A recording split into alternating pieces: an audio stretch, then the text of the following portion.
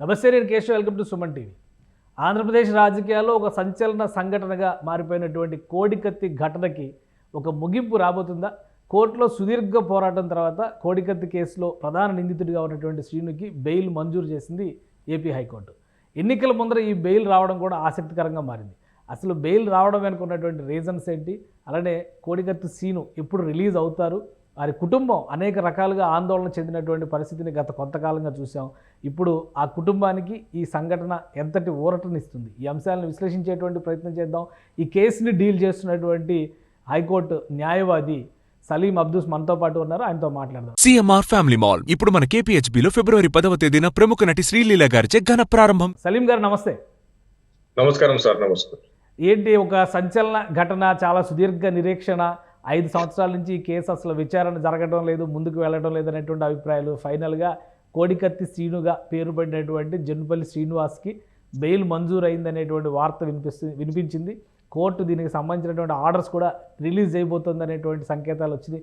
ఏం జరిగినాయి? ఈరోజు కోర్టులో జరిగినటువంటి పరిణామాలు ఏంటి? కోర్టు ఈ నిర్ణయం తీసుకోవడం వెనుకున్నటువంటి కారణాలు ఏంటి? ఏం లేదు సార్, మనం 5 years నుంచి దీని మీద పోరాడుతున్నాము. మనం 9th టైం లోకల్ లోయర్ కోర్టులో ఎన్ఐఏ కోర్టులో బెయిల్ వేసాము, కానీ బెయిల్ డిస్మిస్ అయింది 9th టైం. కానీ మనం 9th టైం కండిషన్ పెట్టాము, మీరు బెయిల్ అయినా ఇవ్వండి లేకుంటే ట్రయల్ అయినా చేయండి. ఎందుకంటే 5 years నుంచే జనపల్లి శ్రీనివాస్ లోపల ఉంటున్నాడు. ఎందుకంటే పోషించే పర్సన్ అది ఫ్యామిలీ కూడా చాలా పూర్ ఫ్యామిలీ, మీకు తెలుసు కదా, అందరికి తెలిసిన విషయము. ఆయన వస్తే పేరెంట్స్ కైనా వాళ్ళ ఆధారంగా ఉంటాడు, ఆయన ఇది పోషిస్తాడని మనం ఆ భావాలతోనే మనం ఆ కేసుని విచారించాం. కానీ జగన్మోహన్ రెడ్డికి సమస్య ఇచ్చిన తర్వాత జగన్మోహన్ రెడ్డి కేసుకి రావాలి విచారణకి. కేసు కోర్టుకి రాకుండా మరీ దానికి ఒక వేరే యాంగిల్ లా ఆయన టర్న్ చేశారు. నాకు లోతు దర్యాప్తు కావాలి, నాకు వీడియో లింకేజ్ ద్వారా ఇది కావాలి, దానిలో కుట్ర పనులు బయట పెట్టలేదు అది అని. దాని మీద కూడా 1 year అయిపోయింది. 10 April కి జగన్మోహన్ రెడ్డి ఆయన సైన్ చేశాడు, నేను కోర్టుకి వస్తే వాంగ్మూలం ఇస్తాను. ఆయన పిఏ కేఎన్ఆర్ గారు వచ్చారు, కానీ జగన్మోహన్ రెడ్డి గారు రాలేదు. మేము కేఎన్ఆర్ వస్తే తీసుకోము, జగన్మోహన్ రెడ్డి వచ్చిన తర్వాతనే కేఎన్ఆర్ది వాంగ్మూలం తీస్తామని అప్పుడు రిటర్న్ చేసాము కేఎన్ఆర్ వాంగ్మూలం. కానీ జగన్మోహన్ రెడ్డి ఎన్ఐఏ కోర్టు విజయవాడలో ఉంటే మరి ఇక్కడ ఢిల్లీలో ఆయన ఏదో మతలబ్ చేసి ఉన్న ఎన్ఐఏ కేసులే 10 కేసులు ఎన్ఐఏ ఆఫీస్ లో, ఎన్ఐఏ కోర్టులో. కానీ ఆ 10 కేసులు ఈ ఎన్ఐఏ ఇప్పుడు 2 కోట్లు ఉన్నాయి, అంటే ఒక స్టేట్ లో 2 ఇది ఉంది.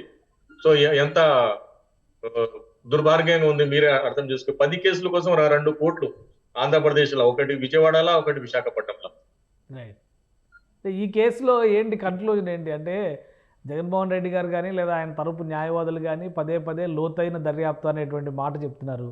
ఎన్ఐఏ దీనికి సంబంధించి ఆల్రెడీ క్లారిఫికేషన్ ఇచ్చేసినట్టుగా ఎన్ఐఏ చెబుతుంది. టోటల్ స్టోరీలో అసలు ఎందుకు ఇన్సిడెంట్ జరిగింది, అటాక్ అనేది ఎందుకు జరిగింది, దీని వెనకాల కుట్ర కోణం అనేటువంటి అంశం పైన అంత లోతైన దర్యాప్తు అనే డిమాండ్ ఎందుకు వస్తుంది? జగన్మోహన్ రెడ్డి కావాలని చేసుకున్న ఇది యాక్చువల్ గోరుతో ఆ పని గుడ్డల వరకు తీసుకొచ్చాడు. ఇప్పటి వరకు అందరూ జగన్మోహన్ రెడ్డి మీద సానుభూతి ఉండే, అయ్యో పాపం అని. కానీ ఆయన లోతు దర్యాప్తు కావాలని ఎప్పుడు పిటిషన్ వేశాడు, అప్పుడు ఎన్ఐఏ వాళ్ళు ఇచ్చారు, దీంట్లో లోతు దర్యాప్తు అవసరం లేదు, దీంట్లో ఏ కుట్ర కొండలు లేదు, ఎవరు హస్తం లేదని. అంటే ఇప్పుడు జగన్మోహన్ రెడ్డి డే 1 నుంచేనే అబద్ధం చెప్తున్నాడు. ఆయన ఫస్ట్ ఏపీ పోలీస్ ని నమ్మని అన్నాడు. సర్లే, పొలిటికల్ వెండేట్లా ఆయన మాట్లాడు, ఎందుకంటే టీడీపీకి వైసీపీకి పడదు అని మనం జనాలు కూడా అలా అనుకుంటారు. కానీ డిఫెన్స్ లాయర్ గా నేను పరిశీలించిన డాక్యుమెంట్ ప్రకారం అయితే ఎక్కడ ఐ విట్నెస్ లేదు, జనపల్లి శ్రీనివాసరావు కొట్టేలాగా ఎవరు చూడలేదు. జస్ట్ అతని మీద నెట్టేశారు ఇది. ఇప్పుడు LW1 ఎవరు దినేష్ కుమార్ ఉన్నాడు, దినేష్ కుమార్ కి అడిగా, మనం కోర్టులో రికార్డెడ్ ఉంది, నువ్వు చూసావంటే నేను చూడలేదని. మరి కంప్లైంట్ లో కూడా ఆయన కోడికత్తితో అఫెన్స్ అయిన లాగా రాయలేదు, FIR లో కూడా కోడికత్తితో అఫెన్స్ లాగా లేదు. అది కూడా offence lower shoulder in small injury అని ఉంది. కానీ దానికి ఒక హైప్ చేసి ఇవి సాయిరెడ్డి, వైవై సుబ్బారెడ్డి, జగన్మోహన్ రెడ్డి, బొత్స మేనలోడి, ఈ 4 కలిసి ఇదంతా చేసిన డ్రామా ఉంది. దాని తప్ప ఇది ఏం లేదు. అదే నేను బయట పెడతానని జగన్మోహన్ రెడ్డికి రా అన్నాను.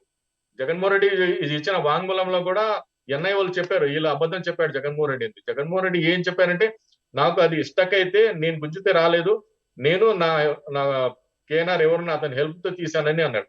అప్పుడే మీరు అర్థం చేసుకోండి, ఎంత లోతు వెళ్తేనే ఇద్దరు పవర్ కావాలి అక్కడ గుంజేనికి.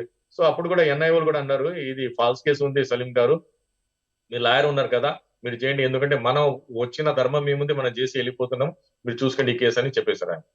కానీ అంటే అసలు ఇన్సిడెంట్లో అటాక్ అనేది జరగనట్ట, ఎందుకంటే ఇప్పుడు కేసు దర్యాప్తు విషయం కూడా ఒక సింపుల్ ఇది, ఇప్పటివరకు ఇన్సిడెంట్ జరిగింది అనే రీజన్తోనే 5 ఏళ్ళు హోల్డ్ చేసినటువంటి పరిస్థితి ఉంది. అసలు ఫైనల్గా ఇన్సిడెంట్ జరిగిందా లేదా అనే దాని మీదే సందేహాలు వస్తున్నట్టుగా ఉంది మీరు చెప్పినటువంటి కండిషన్స్ని బట్టి చూస్తే. సార్ అక్కడ యాక్సిడెంట్ జరిగింది, కానీ కల్ప్రిట్ జనపల్లి శ్రీనివాసరావు కాదు, బొత్స మేనల్లుడు ఉన్నాడు. ఇప్పుడు మనము ఎక్కడన్నా వెళ్తే ఫోన్ ఇస్తాం కదా, అరే ఫోటోలు తీరా.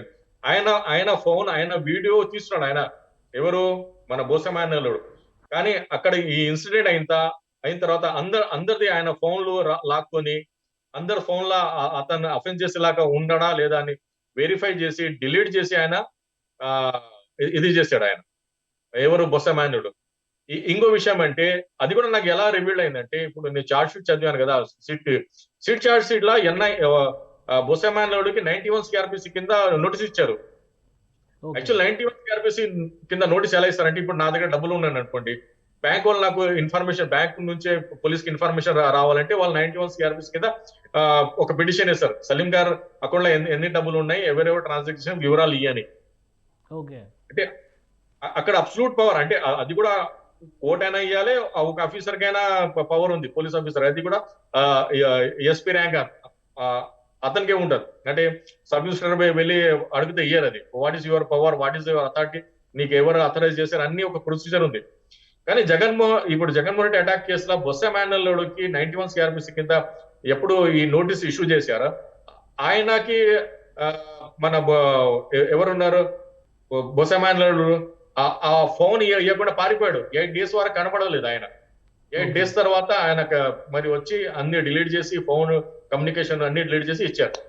సో అక్కడ నుంచి నేను రీఇన్వెస్టిగేషన్ చేస్తే అసలు కర్త కర్మ కిరియా ఉన్నాడు, బొత్స మేనల్లుడు, మజ్జి సీను ఎవరు ఉన్నాడు, ఆయన ఉంటాడు అని నాకు తెలియదు. అంటే మజ్జి సీను అంటే ఇప్పుడు ఆయన రేపు విజయనగరం ఎంపీ క్యాండిడేట్ గా నిలబడబోతున్నారు సార్. రేపు విజయనగరం నుంచి ఎంపీ కూడా అవుతారు, మరి టుమారో ఏముంది క్యాబినెట్ మినిస్టర్ కూడా కావచ్చు. This the fortune of the Majji Seenu. కానీ ఈ కేసుల వాస్తువులు ఏమని అది మీకు నేను సబ్మిట్ చేస్తున్నా, సేమ్ వాస్తువులు నేను హై కోర్టులో కూడా అదే సబ్మిట్ చేస్తాను. That is the my absolute power నాకు. సలీం గారు, ఈ కేసు ప్రొసీడింగ్స్ విషయంలో ఇప్పుడు 5 ఏళ్ల పాటు ఆల్రెడీ జైలు శిక్ష అనుభవించినటువంటి స్థితి ఉంది శ్రీనుకి సంబంధించి, దీన్ని ఏ విధంగా కన్సిడర్ చేస్తారు? అలానే వాళ్ళ కుటుంబం చాలా ఆందోళన చెందింది, ఏకంగా పేరెంట్స్ అంటే వాళ్ళ మదరు వాళ్ళ బ్రదరు దీక్షలు చేసినటువంటి పరిస్థితి కూడా ఉంది. ఇప్పుడు ఒక ఉపశమనం లభించినట్టు చూడొచ్చా వాళ్ళ కుటుంబానికి? అంతే కదా, వాళ్ళకి ఒక న్యాయం దొరికి. ఎందుకంటే దీంట్లో మనము ఆల్టర్నేట్ వే కూడా యూజ్ చేసాం. దళిత సంఘాలు, మైనారిటీ సంఘాలు కూడా రోడ్ మీద వచ్చేసి ఇంకా ఆందోళన చేశారు. గవర్నర్ గారు కూడా కలిసారు. ఈ రోజు ఢిల్లీ కూడా వచ్చాను నేను వాళ్ళ ఫ్యామిలీ అంతా ఢిల్లీలో ఉన్నారు. అదే సేమ్ ఇష్యూ ఏముంది, ఢిల్లీ పార్లమెంట్ కూడా రైజ్ చేసి అసలు ఏమో ఒక 0.5 centimeter ఇంజురీకి ఒక దళిత అబ్బాయి 5 years నుంచి జైల్లో ఉన్నాడు. అంటే ఇండియాలో ఇంత ఇంజస్టిస్ దొరుకుతుందా దళితులకి, మైనార్టీలకి అని దాని మీదనే మనము ఒక ఇష్యూ రైజ్ చేద్దామని ఢిల్లీకి వచ్చాము. కానీ ఫార్చ్యూన్ ఫేవర్ చేసింది, ఈ రోజు ఆయనకు బెయిల్ వచ్చేసింది. ఓకే, నెక్స్ట్ రిలీజ్ అనేది ఎప్పుడు ఉండొచ్చు? ఆర్డర్స్ పెట్టినటువంటి బెయిల్ ఆర్డర్లో వచ్చినటువంటి కండిషన్స్ ఏంటి? బెయిల్ కండిషన్స్ 25,000 2 షూరిటీస్ ఇవ్వాలని ఉంది. మరి ఎవ్రీ వీక్ మమ్మడివరం, థానేలంక మమ్మడివరం 3-4 kilometer డిస్టెన్స్ ఉంది. అక్కడ పోలీస్ స్టేషన్ కి వెళ్ళి ఎవ్రీ సండే 10 to 7, 5 వరకు అక్కడ ఏదైనా టైంలో వెళ్ళి అతను హాజరు ఇవ్వాలి. మరి మీడియాలో ఏది మాట్లాడరాదు అని కండిషన్ ఉంది. సో అంటే అవన్నీ ఫుల్ఫిల్ చేయాల్సినటువంటి అవసరం ఉంటుంది. ఇక కేసు విషయంలో ఎన్ని రోజులు కంటిన్యూ అయితే అన్ని రోజులు బెయిల్ మీద ప్రొసీడ్ అయినట్టుగానే చూడాలా? లేదు, అది ఓన్లీ 90 days వరకు ఉంటుంది. ఏదైనా condition is applicable up to 90 days. అంతే, 90 days కంటే ఎక్కువ పెట్టేది రైట్ లేదు. దాని మీద కూడా మనము రిట్ ఫైల్ చేసి ఉన్న ఆర్డర్ కి కూడా ఇది చేయవచ్చు. మనం మళ్ళీ బెయిల్ పైన మళ్ళీ సుప్రీంకోర్టుకి వెళ్తానికి అటువంటి ఛాయిసెస్ కానీ ఛాన్సెస్ కానీ ఏమైనా ఉన్నాయా? ఎన్ఐఏ కెన్ మూవ్ సుప్రీంకోర్టు కూడా, ఎన్ఐఏ సుప్రీంకోర్టు వెళ్ళి కూడా బెయిల్ క్యాన్సిలేషన్ కూడా పెట్టవచ్చు. ఓకే, అంటే ఇప్పుడు ఈ కేసులో పర్టికులర్గా అటువంటి కండిషన్స్ ఉన్నాయా మూవ్ అవ్వడానికి? అంటే జగన్మోహన్ రెడ్డి గారి తరపున కానీ లేదా ఎన్ఐఏ ఆల్రెడీ ఈ విషయంలో బెయిల్ ఇవ్వడం పైన పెద్ద అబ్జెక్షన్స్ చెప్పినట్టుగా కనిపించలేదు. కోర్టు ముఖ్యంగా జగన్మోహన్ రెడ్డి వైపు నుంచి ఒకవేళ సుప్రీంకోర్టులో స్టే చేయడానికి ప్రయత్నాలు జరగడానికి ఛాన్సెస్ ఉన్నాయా? అది జగన్మోహన్ ఓన్ ఇంట్రెస్ట్ ఉంది, నాకైతే తెలియదు. జగన్మోహన్ రెడ్డి ఓన్ ఇంట్రెస్ట్ ఉంది, జగన్మోహన్ రెడ్డి ఓన్ ఇంట్రెస్ట్ ఏముంది, అతను వాళ్ళ అడ్వకేట్స్ ఎవరెవరు ఉన్నారో వెంకటేశ్వర్లు, నాగార్జునారెడ్డి వాళ్ళు చూసుకుంటారు అది. సో అంటే ఒకవేళ రిలీజ్ అయితే మరి ఎన్ని రోజులు రిలీజ్ అవుతుంది? కోర్టు ఈరోజు ఆర్డర్ ఇచ్చింది, ఇమీడియట్గా వచ్చేస్తారా రేపు కానీ ఎల్లుండి కానీ, లేదా ఇంకేమైనా టైం పడుతుందా? లేదు, మాక్సిమం సాటర్డే సండే మనం ఇది చేస్తాం. ఎందుకంటే దీంట్లో మన మైనార్టీ హక్కుల పరిరక్షణ సమితి ఫారూక్ షిబ్లీ గారు ఉన్నారు కదా, ఆయన లీడ్ చేశారు. ఆయన మనము ఒక అవగాహన చేస్తాము. మైనార్టీలు, దళిత సంఘాలు ఉన్నాయి కదా, వాళ్ళకి యునైటెడ్ గా మనం పనిచేద్దాం. దీనికి ఒక మంచి ఎగ్జాంపుల్ గా మనము దళితులకి ఎక్స్ప్రెస్ చేద్దాము. మైనార్టీ ఎప్పుడైనా దళితులకి అనుకూలంగా ఉంటారని ఆయన ఒక మెసేజ్ ఇచ్చారు. దాని మీద మనం పర్సూ చేస్తున్నాం ఈ మ్యాటర్ కి. సో అన్నీ కలిసి వస్తే శనివారం రిలీజ్ అయ్యే అవకాశం ఉండొచ్చు, లేదా ముందు ఒక రోజు ముందైనా కానీ రావచ్చు. ఎస్ సార్, శనివారం లేకుంటే సండే మండే రిలీజ్ అవుతుంది సార్.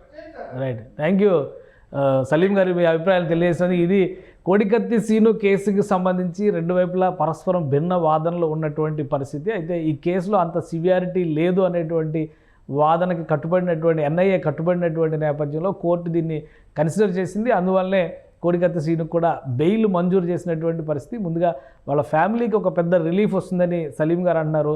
ఫర్దర్ ప్రొసీడింగ్స్ విషయంలో కూడా అవతల పక్షం ఏ విధంగా రియాక్ట్ అవుతుందో దాని మీదే కేసు భవిష్యత్తు ఆధారపడి ఉంటుంది అనేటువంటి మాట ఆయన చెప్తున్నారు. అవసరమైతే కోడికత్తి సీను హక్కుల పరిరక్షణ కోసం సమాజంలో అందరూ కూడా మైనారిటీ వర్గాల నుంచి చేస్తున్నటువంటి పోరాటానికి అందరూ కూడా బాసటగా నిలవాలని ఆయన కోరుతున్నారు. ఇది స్పెషల్ డిస్కషన్. Keep watching.